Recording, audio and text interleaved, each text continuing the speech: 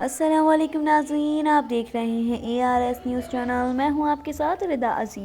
नाज़रीन, भारत पाकिस्तान से नहीं जीत सकता। पाकिस्तान हर मामले में भारत से आगे है। पाकिस्तान की टेक्नोलॉजी का मुकाबला करना भारत के लिए नामुमकिन है। परवीन सुहानी के इन बयानात ने भारत में एक कोहराम मचा दिया। मुकम्मल वीडियो आपके साथ शेयर की जाएगी, लेकिन उससे पहले अगर आपने अभी तक हमारे चैनल को सब्सक्राइब नहीं किया है तो हमारे चैनल को सब्सक्राइब करें, बेल आइकन प्रेस करना ना भूलें।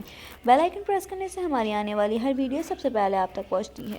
चलते हैं मुकम्मल वीडियो की जानिब। दोस्तों, इस वीडियो में मैं समझाऊंगा कि ऑपरेशन सिंदूर के बाद पाकिस्तान की सेना भारतीय सेना से आगे कैसे है और अगली जंग लड़ने के लिए बेहतर स्थिति में क्यों है।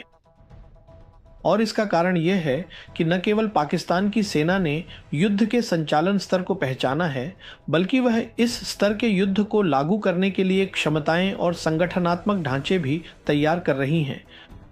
और मैंने कई बार, खासकर अपनी पिछली वीडियो में 5 नवंबर को समझाया है कि युद्ध का संचालन स्तर, जो कि युद्ध का मध्यवर्ती स्तर है, एक और युद्ध का सामरिक स्तर होता है जहां मोर्चे पर लड़ाइयाँ होती हैं, और दूसरी ओर रणनीतिक स्तर होता है जो युद्ध का सबसे ऊंचा स्तर है, जहां राजनीतिक और सैन्य नेतृत्व एक दूसरे के साथ संवाद करते हैं। तो इसी मध्यवर्ती या संचालन स्तर पर युद्ध जीते या हारे जाते हैं। यह इतना महत्वपूर्ण है और अब वे इसे लागू कर रहे हैं। इसका प्रमाण यह है कि उन्होंने पहले ही घोषणा कर दी है कि पाकिस्तान सेना के पास एक रॉकेट फोर्स कमांड होगी जो स्पष्ट रूप से पाकिस्तान वायुसेना के साथ मिलकर युद्ध के इसी संचालन स्तर पर काम करेगी। वे इस स्थिति तक कैसे पहुंचे, आइए इसे चरण दर चरण समझते हैं। ये सब बालाकोट से शुरू हुआ था। 2019 में जब भारतीयों ने बालाकोट एयर स्ट्राइक की तो हमने देखा कि पाकिस्तान वायुसेना ने अपनी इलेक्ट्रॉनिक युद्ध क्षमताओं का अच्छा प्रदर्शन किया। इसके बाद हमें पता चला कि अगस्त 2021 में पाकिस्तान वायुसेना के तहत PLI की मदद से एक संगठन बनाया गया जिसे CENT-AIC कहा जाता है, यानी centre for artificial intelligence and computing. अब यह तथ्य अपने आप में काफी था कि ये पाकिस्तान वायुसेना के अधीन था। ये इस बात का प्रमाण था कि अगली जंग में पाकिस्तान वायुसेना, न कि पाकिस्तान सेना, मुख्य भूमिका में होगी। और फिर हमें ये भी पता चला कि उन्हीं दिनों AIC का पहला प्रोजेक्ट होगा कॉग्निटिव इलेक्ट्रॉनिक वॉरफेयर, जिसमें आर्टिफिशियल इंटेलिजेंस और इलेक्ट्रॉनिक वॉरफेयर को मिलाकर इलेक्ट्रॉनिक वॉरफेयर को एक उच्च और उन्नत स्तर पर ले जाया जाएगा। जनवरी 2022 में पाकिस्तान ने अपनी राष्ट्रीय सुरक्षा नीति जारी की। उस अवसर पर सेना प्रमुख जनरल बाजवा ने कहा कि पाकिस्तान की तीनों सेनाओं के पास साइबर क्षमताएं और उसके लिए संगठन होंगे। ये बात स्वाभाविक है कि अगर 2022 में ऐसा हुआ तो CENT-AIC में एक और प्रोजेक्ट भी होगा। आर्टिफिशियल इंटेलिजेंस और साइबर दोनों को एक उन्नत स्तर तक ले जाना, और यह एक घातक संयोजन बन जाता है, AI और इलेक्ट्रॉनिक वॉरफेयर। क्योंकि जो भी आधुनिक युद्ध की समझ रखता है वह CMA के महत्व को जानता है। CMA का मतलब है CEMA, जो कि साइबर और इलेक्ट्रोमैग्नेटिक गतिविधियां हैं। ये दोनों वर्चुअल डोमेन क्षमताएं एक साथ मिलकर काम करती हैं। जहां तक साइबर का सवाल है, वह डेटा पर हमला करता है, और इलेक्ट्रॉनिक वॉरफेयर उन इलेक्ट्रोमैग्नेटिक तरंगों पर हमला करता है जो डेटा को ले जाती हैं। तो ये दोनों क्षमताएं बहुत महत्वपूर्ण हैं। और फिर हमने देखा कि पाकिस्तान की सेना सीमा में कितनी अच्छी हो गई थी ऑपरेशन सिंदूर के दौरान। सबसे पहली एयर टू एयर मुठभेड़ के बाद पाकिस्तान एयर फोर्स ने अंतर्राष्ट्रीय मीडिया को एक ब्रीफिंग दी, जहां एक वरिष्ठ अधिकारी ने डिजिटल मानचित्र पर समझाया कैसे ऑपरेशन सिंदूर शुरू होने से पहले ही पाकिस्तान एयर फोर्स के पास भारतीय वायुसेना के लड़ाकू विमानों की इलेक्ट्रॉनिक पहचान थी। यह एक बड़ी बात है। यह इलेक्ट्रॉनिक इंटेलिजेंस के बारे में है, और हम जानते हैं कि इलेक्ट्रॉनिक वॉरफेयर की मुख्य क्षमता इलेक्ट्रॉनिक इंटेलिजेंस है। फिर पाकिस्तान एयर फोर्स के डिजिटल इकोसिस्टम के हिस्से के रूप में जिसे समझाया गया और जिसे उन्होंने मल्टी डोमेन ऑपरेशन कहा, वहां इलेक्ट्रॉनिक वॉरफेयर ने बहुत महत्वपूर्ण भूमिका निभाई। तो इलेक्ट्रॉनिक वॉरफेयर, विशेष रूप से उन्नत इलेक्ट्रॉनिक वॉरफेयर की बात यहीं तक। जहां तक साइबर का सवाल है, हमने इस ऑपरेशन के दौरान पाकिस्तान की साइबर क्षमताएं देखी जब उन्होंने जम्मू और कश्मीर में साइबर हमले किए और जम्मू कश्मीर सरकार और अन्य जगहों के कंप्यूटर हफ्तों तक बंद रहे। तो मेरा कहना यह है कि वे पहले ही सेना के एक निश्चित स्तर तक पहुंच चुके हैं जो ऑपरेशनल स्तर पर काम करता है, और अगला कदम जिस पर वे ध्यान देंगे वह है संयुक्तता। अब सेना और वायुसेना के बीच संयुक्तता। अब संयुक्तता का थिएटराइजेशन से कोई लेना देना नहीं है। संयुक्तता का मतलब है रियल टाइम कम्युनिकेशन जो सीमा से सुरक्षित हो। CEMA यही वे करने जा रहे हैं, वे थिएटराइजेशन नहीं करने जा रहे हैं। अगला, उन्हें अब ये क्षमताएं चाहिए और यहीं पर चीन पाकिस्तान की मदद करेगा, क्योंकि चीन ने सार्वजनिक रूप से पाकिस्तान की संप्रभुता और क्षेत्रीय अखंडता का समर्थन करने की प्रतिबद्धता जताई है। तो निश्चिंत रहें कि पाकिस्तान वायुसेना को 5वीं पीढ़ी के J-35 विमान मिलेंगे और उन्हें अतिरिक्त J-10 विमान भी मिलेंगे। मेरे आकलन में उन्हें PL-15 के अलावा PL-17 मिसाइल भी मिलेगी, जिसे उन्होंने ऑपरेशन सिंदूर में प्रदर्शित किया था। फिर उन्हें हाइपरसोनिक क्रूज मिसाइलें मिलेंगी जो रॉकेट फोर्स कमांड का हिस्सा होंगी, और मुझे इसमें भी कोई संदेह नहीं है कि उन्हें SH-15 भी मिलेगा जो चीन की व्हील्ड सेल्फ प्रोपेल्ड होवित्जर है, जिसकी कैलिबर 52 है और रेंज 53 किलोमीटर है। तो मेरा कहने का मतलब ये है कि युद्ध के संचालन स्तर पर वे एकीकृत फायर स्ट्राइक पर ध्यान देंगे, जिसे पाकिस्तान एयर फोर्स द्वारा अंजाम दिया जाएगा। Pakistan air force air defence systems पर भी ध्यान देगी, जहां कमियां या गैप्स हैं, जैसे कि S-400 का सामना करने में जो गैप्स हैं उन्हें चीन HQ-19 सिस्टम देकर पूरा करेगा, जो भारतीय पक्ष के S-400 का मुकाबला कर सकता है।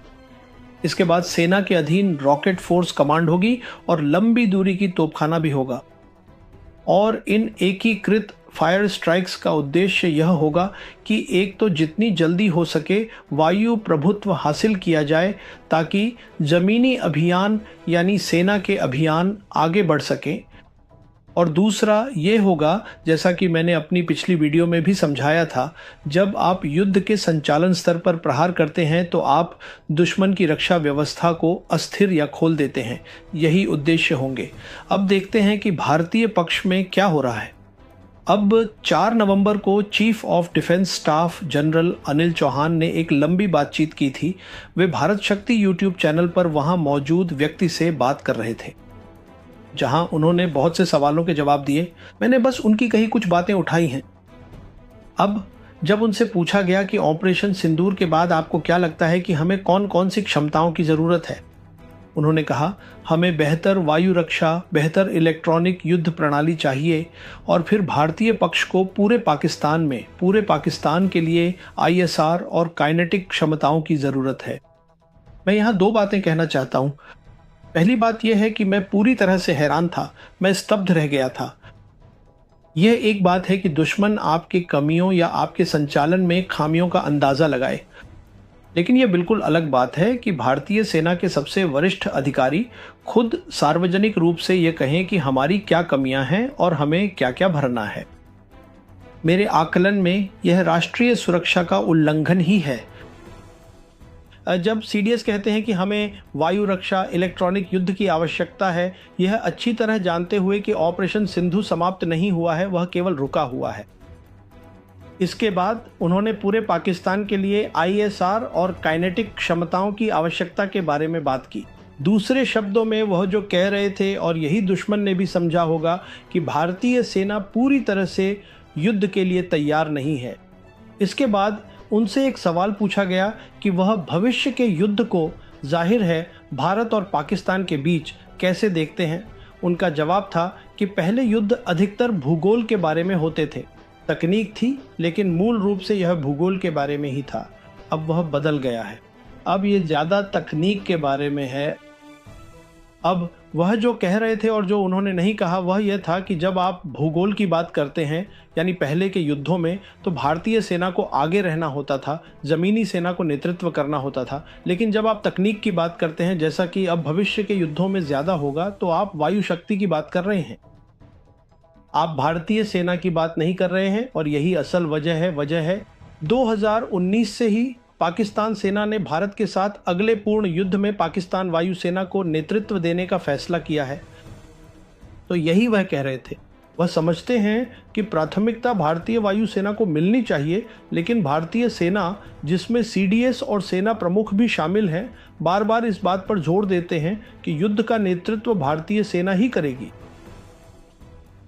तो सवाल यह है कि उन्हें युद्ध का नेतृत्व क्यों करना चाहिए, क्योंकि जाहिर है कि वे यह काउंटर टेरर ऑपरेशन कर रहे हैं और प्रधानमंत्री का जनादेश, राजनीतिक निर्देश भी यही है, काउंटर टेरर ऑपरेशन, जैसा कि उन्होंने पाकिस्तान के खिलाफ सभी अभियानों में किया है जो हमने देखे हैं।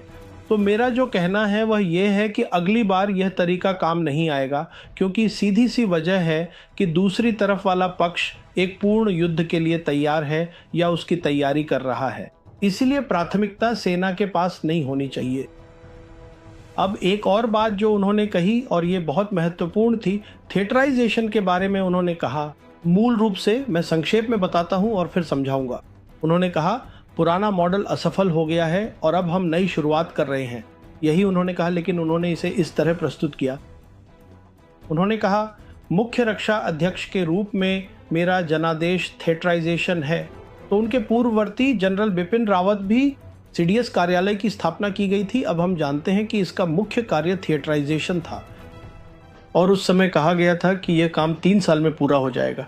इसका मतलब है कि बिपिन रावत जनवरी 2020 में सीडीएस बने तो दिसंबर 2023 तक यह काम पूरा होना था, थिएटर कमांड्स बन गए होते। ये नहीं हुआ। अब ये जिम्मेदारी जनरल अनिल चौहान के पास आई है। अब जो वह कह रहे हैं वह यह है कि इस पूरी प्रक्रिया के शुरू होने के 4.5 साल बाद कि हमने कुछ सबक सीखे हैं जिन्हें हमें शामिल करना है, और जिन सबकों की वह बात कर रहे हैं वे ऑपरेशंस से जुड़े हैं, और थिएटराइजेशन की मुख्य बात भी ऑपरेशंस ही है। और उन्होंने इसे समझाते हुए यह भी कहा कि ऑपरेशन सिंदूर से पहले हमारा मॉडल अलग था। उस मॉडल में यह था कि सर्विस चीफ्स की कोई ऑपरेशनल भूमिका नहीं होगी।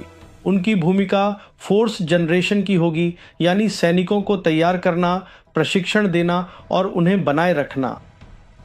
यह चीफ्स की भूमिका होगी, क्योंकि ऑपरेशनल भूमिका थिएटर कमांडरों की होगी, जिनके अधीन थिएटर में आर्मी, एयरफोर्स और नेवी की यूनिट्स होंगी।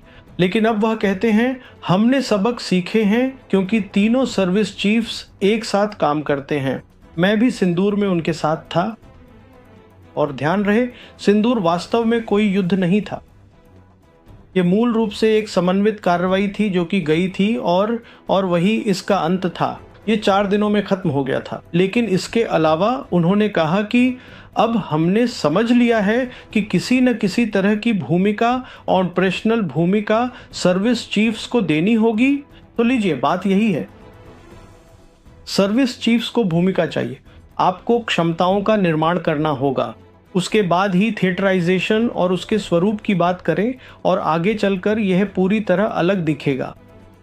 इसके बाद उन्होंने कहा कि मेरा एक संचालनात्मक भूमिका है, क्योंकि अंतरिक्ष, साइबर और संज्ञानात्मक क्षेत्र मेरे अधीन हैं। असल में ये आपके अधीन नहीं होने चाहिए। शुरुआत करने के लिए इलेक्ट्रॉनिक युद्ध का कहीं भी उल्लेख नहीं है। मैंने पहले ही सीएमए के महत्व और यह कैसे दोनों वर्चुअल क्षमताओं को एक साथ काम करना चाहिए समझाया है। और फिर वह कहते हैं, और उन्होंने यह भी स्वीकार किया कि इलेक्ट्रॉनिक युद्ध में हम कमज़ोर हैं और हमें इसमें सुधार करने की ज़रूरत है। तो मेरी राय में सीएमए यानी CEMA को देखें और इसे एक केंद्रीय भूमिका मिलनी चाहिए। यह सीडीएस के पास नहीं हो सकता।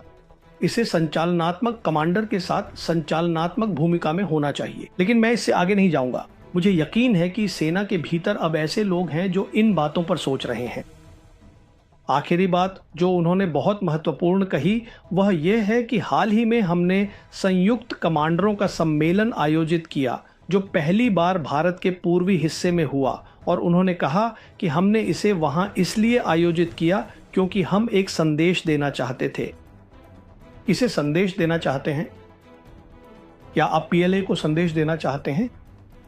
मैं सीडीएस को यह बताना चाहूँगा कि पीएलए युद्ध के संचालनात्मक स्तर की धार पर है और वह धार क्या है इसे मैं अपने अगले वीडियो में विस्तार से समझाऊंगा। लेकिन फिलहाल मैं जो कहना चाहता हूं वह यह है कि पीएलए को भूल जाइए, पाकिस्तान पर ध्यान केंद्रित कीजिए और युद्ध के संचालनात्मक स्तर की क्षमताओं के निर्माण पर ध्यान दीजिए। ये महत्वपूर्ण है। नाज़रीन, ये थी आज की मुकम्मल वीडियो। उम्मीद है आपको पसंद आई होगी। अगर आपको हमारी वीडियो अच्छी लगी हो तो हमारे चैनल को सब्सक्राइब करें और बेल आइकन प्रेस करना ना भूलें। बेल आइकन प्रेस करने से हमारी आने वाली हर वीडियो सबसे पहले आप तक पहुंचती है। मिलते हैं अगली वीडियो में, तब तक के लिए अल्लाह हाफिज़।